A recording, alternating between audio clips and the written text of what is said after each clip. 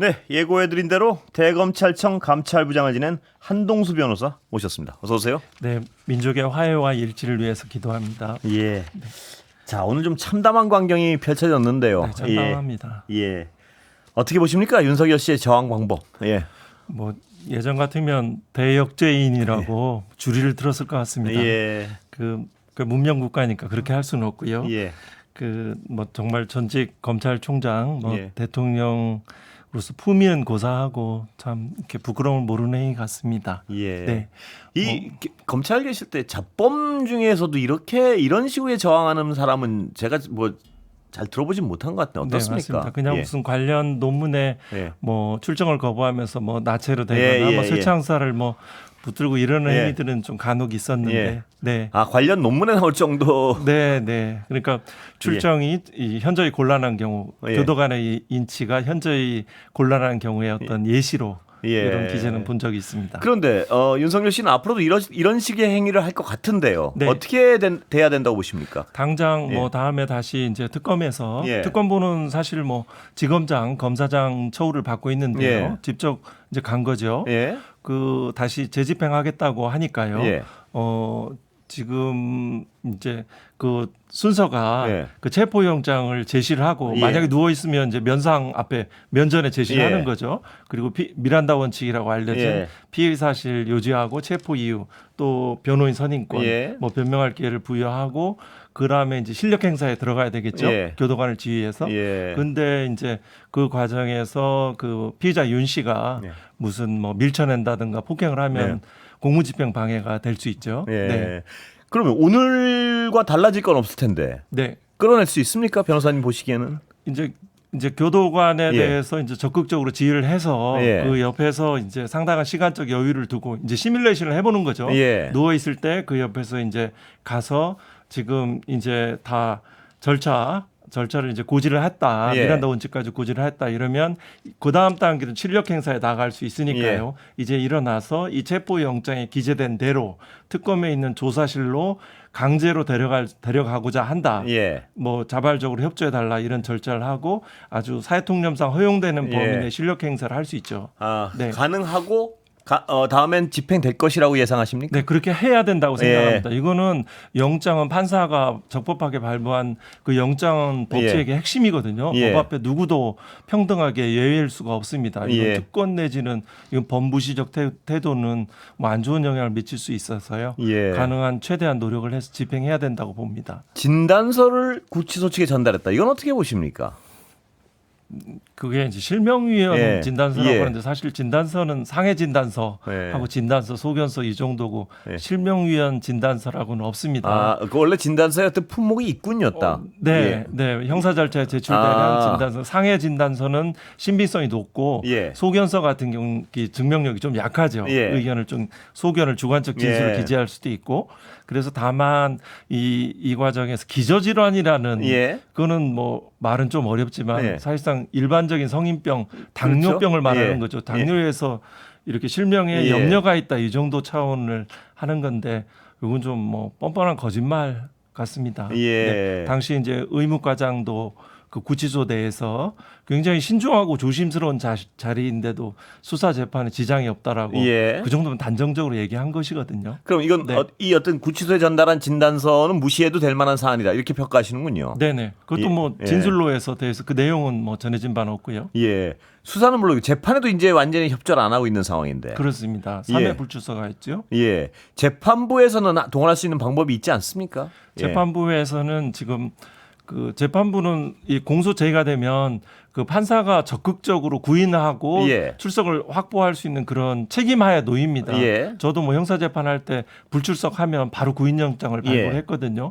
이 과정에서 지금 현재 나온 조치는 뭐 이렇게 구치소 측에 그 사유 현저히 출정이 곤란한 사유 조사를 하라고 했는데 뭐 형사동 규칙에 하면 합의부원을 가서 합의부원 좌배석 우배석 판사를 그 교도소에 가서 구치소에 가서 미결 수용자의 상태를 또 파악하게 할 수도 있고 적극적인 조치를 할 수 있죠. 그런데 한 변호사님 보시기에는 적극적인 조치를 재판부가 안 하고 있다 이렇게 판단하십니까? 그렇습니다. 그거는 사법이 뭡니까? 이제 법이 무엇인가? 누구든 공정하고 평등하게 처우를 해서 그 죄를 묻는 것 절차인데요.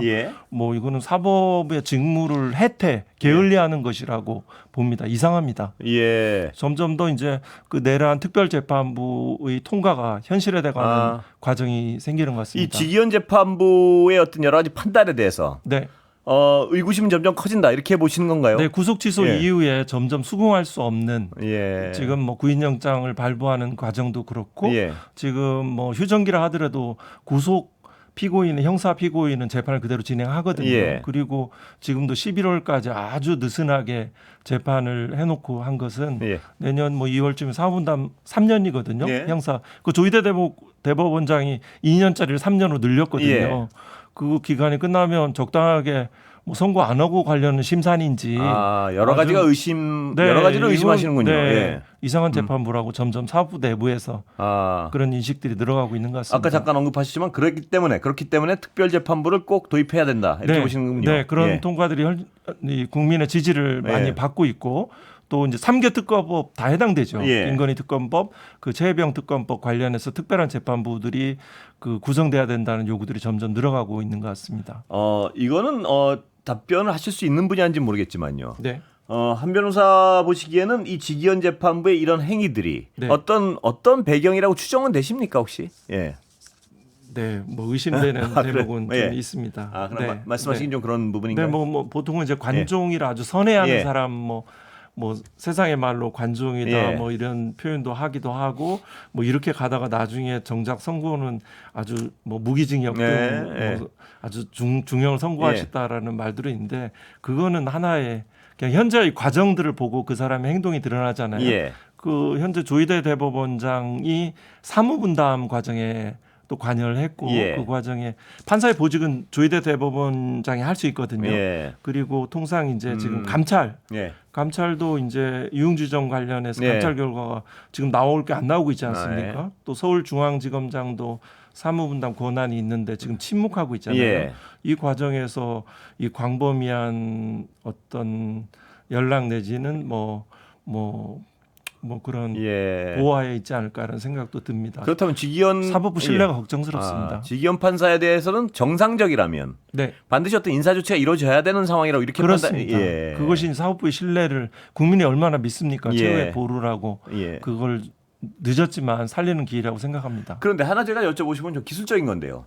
지금 체포영장이 발부됐는데도 못 끌어내지 않았습니까 오늘? 근데 재판부가 예를 들어 구인영장을 발부하면 그건 좀 달라집니까? 얘기가 어떻게? 동일합니다. 실질적으로 체포영장은 이제 그 판사의 구인영장은 법정에 데려오는 실력 행사를 통해서 데려오는 그것도 이제 교도관을 지휘해서 이거는 그 특검의 조사실로 데려가는 실력 행사. 데려오는 장소가 다른 뿐이지 효과는 똑같단 말씀이시죠? 효과는 똑같습니다.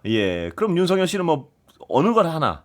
오늘 같이 저항을 할 텐데요. 아까 말씀하신 대로 강제 인치하는 방법밖에는 다른 방법이 없는 거예요. 없습니다. 통상의 평등한 미결 수용자처럼 처우를 하거나 취급을 하거나 그렇지 않다면 수사는 이제 다른 뭐 공범자의 진술이라든가 물적 증거에 의해서 공소 제기를 하고 또 재판은 형사 소송 절차는 이 불출석 재판으로 과거 이제 골석 재판으로 알려진 그걸 할 수 있습니다. 그 상태로 그 공판 절차를 진행해서 왜냐하면 뭐 스스로 그 불리한 절차를 자초하는 것이잖아요. 방어권을 포기한 것이니까요. 자, 오늘 이상민 전 장관 구속됐는데 이건 어떻게 평가하십니까? 종래 검찰이 하지 못하던 것을 뭐 특검이 이렇게 한 것이라고 봅니다. 마땅히 국민에 알려진 그 행위 자체만으로 확인된 행위만으로 마땅히 구속 기소 사안이라고 보고 있는 거죠. 국민들께서. 한 변호사님 보시기에는 이 다음 순서 누가 가장 시급한가요? 일단은 그룹별로 이렇게 진행하고 있는 것 같습니다. 되게 이제 수계 우두머리 이제 윤석열 부분을 신병 확보하고 상당히 돼 있고 외환 유치 부분은 좀 진행을 하는데 계속 진행 중인 것 같고 국무위원 그 그룹 여기에서 국무위원들은 이제 한덕수 그리고 최상목 그죠? 그리고 중요한 행위자 이제 법무부 장관 다 국무위원이고 또 그 외에 이제 또 문체부 장관도 당시에 그런 한예종 뭐죠 그 학교 폐쇄 이런 행위도 아마 보도됐던 걸로 기억하고요.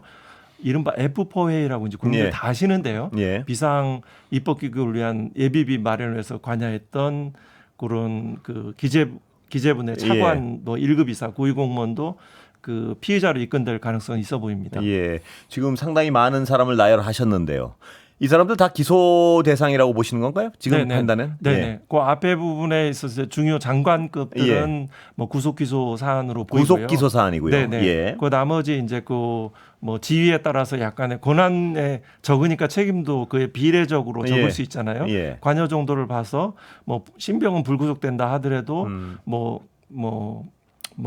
엄정한 관점에서 구속이 또 필요하다고 보는 시각도 있겠지만 어느 견해를 취한다 하더라도 기소되는 거 재판의 법정에 세우는 행위들은 이루어지는 것이 특검의 사명이라고 봅니다. 그 앞서 언급하신 전 총리와 장관 3명은 구속 기소 대상이라 딱 이렇게 보시는군요. 그 사안에 현재까지 보도된 사안에 그게 합당한 특검이 구속 기소할 것이라고 예상하시고요. 네, 그렇게 예상하고 또 중형이 실형이 선고되리라고 생각합니다.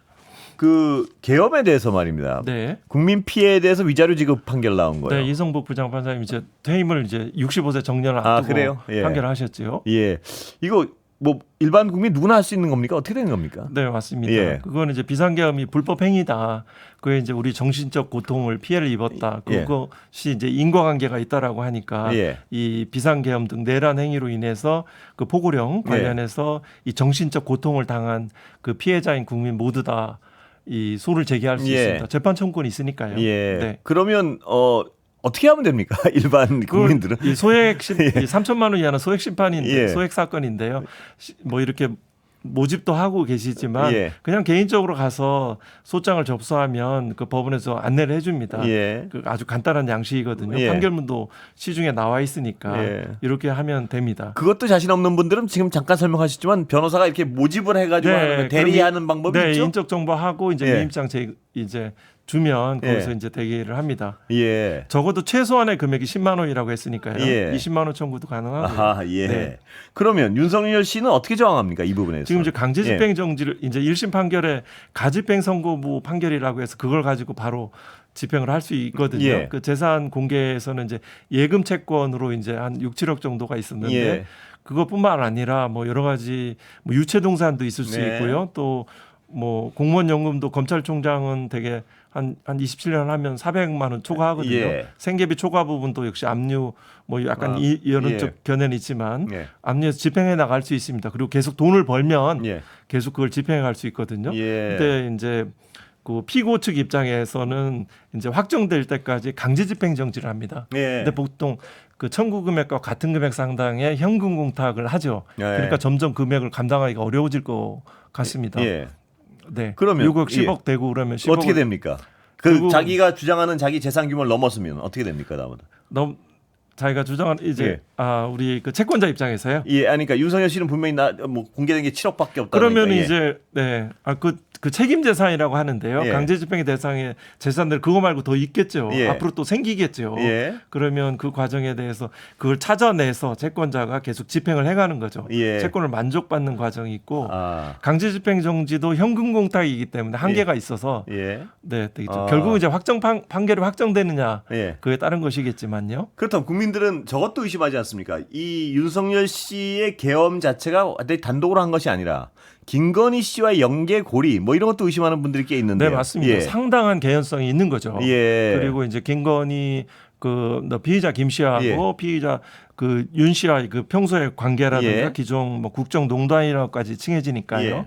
그걸 이제 공동 불법 행위라고 합니다. 서로 공모해서 일정한 실행 행위를 분담했으니까 그건 연대해서 책임을 묻습니다. 좀 이제 특검 수사 과정에서 어느 정도 뭐 연계 고리가 발견된다면 뭐 한다면은 그 예를 들어서 그 비상계엄 사실을 사전에 인지했는지 일정한 행위 분담이 있었는지 HID라든가 이런 관여들이 뭐 그 주술쟁이라고도 하잖아요. 그런 과정들이 있다 치면 비아폰으로는 또 무슨 통화를 했습니까? 그렇습니다. 아주 중요한 비아폰은 그 공범자의 아주 중요한 범행 도구이잖아요. 아주 그 범인은 아주 유력한 피의자이니까 공동 불법 행위자가 되면 주문이 이렇게 나오죠. 그 피고들은 연대하여 피고들은 각자 뭐 20만 원 및 이에 대해서 뭐 언제부터 언제까지 지연손해금을 지급하라 이렇게 나가죠. 그렇다면 변호사님 보시기에는 김건희 씨의 그 연계성을 특검이 밝힐 수 있는 가능성은 충분히 있다. 가능성은 있고 그 부분은 아마 또 조사가 이게 준비하고 계시지 않을까 싶습니다. 예. 그걸 이제 각 세 특검 모두 다 이 그런 관련 부분들은 가지고 있지 않을까 싶습니다. 왜냐하면 국민 피해 부분에서 제가 궁금해서 그 부분을 좀 집중적으로 여쭤봤던 건데 뭐냐면 김건희 씨가 재산이 훨씬 많으니까요. 네, 맞습니다. 그렇다면 국민 소송을 하면 이 특검이 그 연계 고리만 발견해내면 김건희 씨의 재산에 대해서도 청구를 할 수가 있군요. 네, 공동 불법행위 책임이 이제 확정 판결로 인정된다면 이 재산이 많으니까 바로바로 채권 반족이 되겠죠. 예를 들어 국가 같은 경우는 우체국에 관한 집행은 아주 굉장히 채권자들이 선호하는 과거에 그랬었죠. 예, 그렇다면 확정 판결 대법까지 나와야 되는 건가요, 그거는? 아니면 확정이 돼야 되죠. 만약에 항소를 포기한다든가 뭐 여러 가지 행위가 있으면 바로 확정되거든요. 그럼 대법 확정 판결까지 나온 이후에는 국민들이 소송을 통해서 김건희 씨가 불법적으로 혹은 모은 재산들 다 어떤 국민들이 가져올 수도 있겠네요. 가능성? 개인의 피해를 입었으니까 위자해 달라는 겁니다. 고통에 소액 소송이라도 국민들이 많으면요. 네, 맞습니다. 그리고 이제 국가 입장에는 범죄 수익의 환수가들이 이루어지죠. 결국은 파산되리라고 예상을 많이 하시죠. 그래서 이제 다만 이제 해외 국내 수사가 중요하겠군요. 네, 그렇습니다. 네, 수사와 재판이 정말 중요합니다. 공정하게 진행되는 거. 다른 질문 약간 여쭤보겠습니다. 시간이 너무 빨리 가요. 네, 그렇습니다. 검찰 인사 어떻게 보십니까? 검찰 인사 최근에 이제 났는데요. 근데 그 윤사단줄은 이제 상층부가 뭐 정리됐고 지금 가장 중요한 것이 이제 검찰 개혁 입법의 통과, 그 후에 시행이니까 그것을 위한 사전 포석, 뭐 약간 뭐 과도기적인 조치로 이해됩니다. 실명은 혹시 말씀하실 수 없더라도. 네네. 한 변호사님 이 사람 총장하면 참 잘할 텐데 하는 분이 있습니까? 네, 뭐 총장의 기준들은 뭐 일단 검찰 개혁에 찬성해야 되고요. 그렇겠죠. 검찰 개혁에 의지가 있어야 되고 이거는 뭐 제가 생각하는 간단한 두 가지 중요한 그 견해는 그 보안 수사 검찰이 계속 보안 수사권을 가져야 되는가 그리고 특별 그 사법경찰관에 대한 지휘권을 가져야 되는가 이 두 개에 대한 견해 아주 진심 속이는 것이 아니고. 근데 윤석열 씨도 옛날에 검찰 개혁에 적극적이라고 거짓말을 하지 않았습니까? 근데 그렇죠. 이번에는 그걸 가려낼 수 있을까요? 그렇습니다. 과거에 견해를 표명한 지금 언론에 보도된 후보자 중에 검찰 개혁에 소극적이거나 반대했던 또 제가 뭐 보기에는 부패한 후보들도 좀 포함되어 있거든요. 그래서 적어도 이 의지들을 가진 뭐 지금 뭐 그 중에 이제 국민들 눈에는 다들 검사 일반이 좀 부족한 점이 있는 것 같습니다. 그렇지만 이제 뭐 서울고검장 구자영 검사 또 법무연수원에 있는 이정현 검사 뭐 현직 국회의원이긴 하지만 박은정 검사 정도가 검찰 개혁에 대한 의지가 확고한 것으로 저는 그렇게 알고 있습니다. 딱 여기까지 들을 수 있을 것 같습니다. 시간 다 됐습니다. 네. 감사합니다. 한동수 변호사 모셨습니다. 네, 고맙습니다. 감사합니다. 모시겠습니다. 네.